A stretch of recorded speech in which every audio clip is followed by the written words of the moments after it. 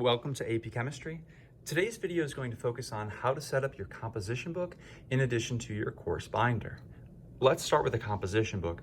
This composition book is where you're going to have class notes, do lab reports, work through random kind of assignments and problem sets.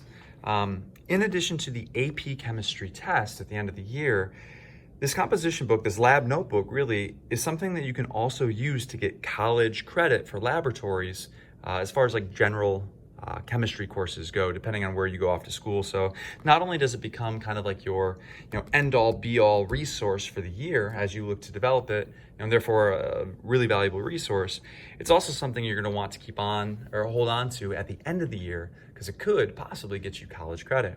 Okay. On the front cover, I want you guys to go ahead and put your name. So in my case, Steven Snyder. We'll put AP Chemistry, and then the school year 2020 to 2021. You'll notice in parentheses here, I have the number 1. This denotes that this is my first composition book. By the time we get to March, April, you may find that you are on your second composition book. So again, just for kind of clarity, maybe go ahead and stick a 1 there for now. Okay. On the inside front cover, you guys are going to put the AP Chemistry Lab Report Format Resource. This tells you kind of the nuances of how to do lab reports in our class. We will go over this in the coming days once we get to our first lab, which is actually on Thursday. We start with gases. Okay. This very first page here, both the front and the back of the first page, I would like you to leave that blank. Don't put an X in your copy, just leave it blank. Tomorrow evening, you're gonna have homework where you're watching a video on precision and significant figures. You'll start by using the second page. That's where you'll take those video notes. Eventually, we'll develop a table of contents, and we'll use it for other kind of important things along the way, okay? Let's jump all the way back to the back of your composition book. On the inside back cover, you guys are going to go ahead and cut out and paste the periodic table of elements. Again, this is specific to AP Chemistry, so these atomic weights, these are the values that you're going to be held accountable for come May 7th. We'll go ahead and leave this blank for now. On the back of the second to last page and the front of the last page, so again, the back of the second to last page and the front of the last page, you guys are going to go ahead and tape in your safety contract. This was included with your summer review materials, so I'd simply cut that in half. Should already be signed by you and a parent or guardian, and we're just going to look to kind of tape that in.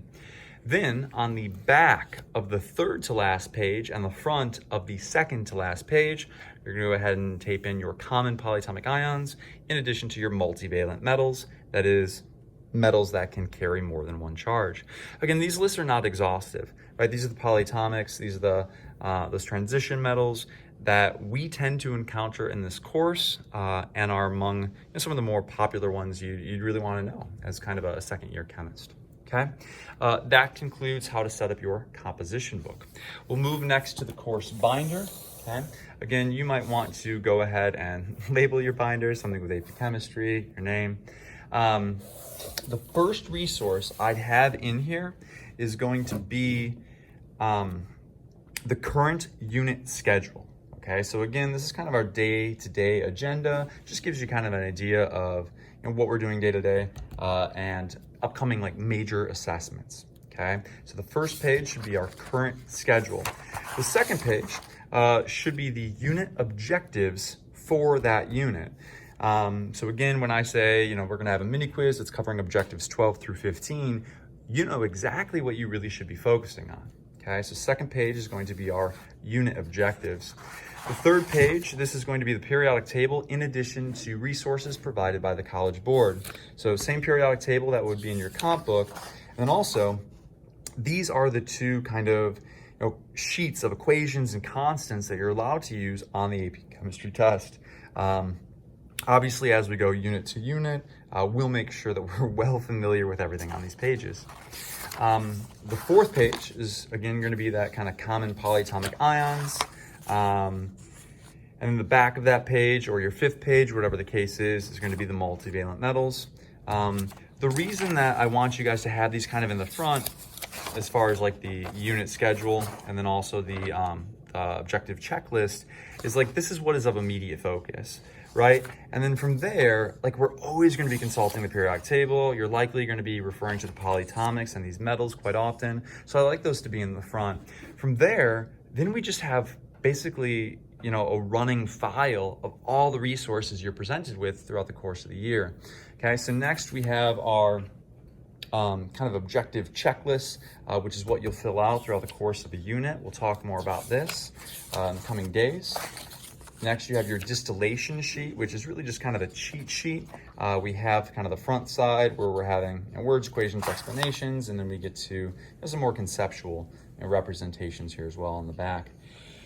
Now again, at this point, then you'd have problem sets from the unit. You'd have lab handouts, and it would just be maybe like a 1/4 of an inch thick per unit or something, right? And we would just go and kind of sequence from unit to unit.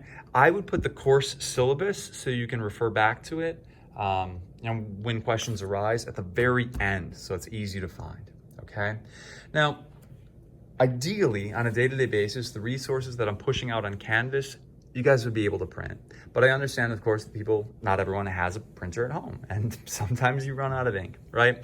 So if that's the case, do your absolute best to try to get these resources into a binder, right? And into a composition book. So staples, Kinkos, I know those things can get expensive in kind of a hurry, so maybe reach out to a friend on occasion. And then obviously I can be a resource for you. If you are finding that it is difficult to keep up with printing hard copies and to kind of maintain this record of the course, please reach out to me early so we can figure out a good solution that works for you, okay? Awesome, thanks.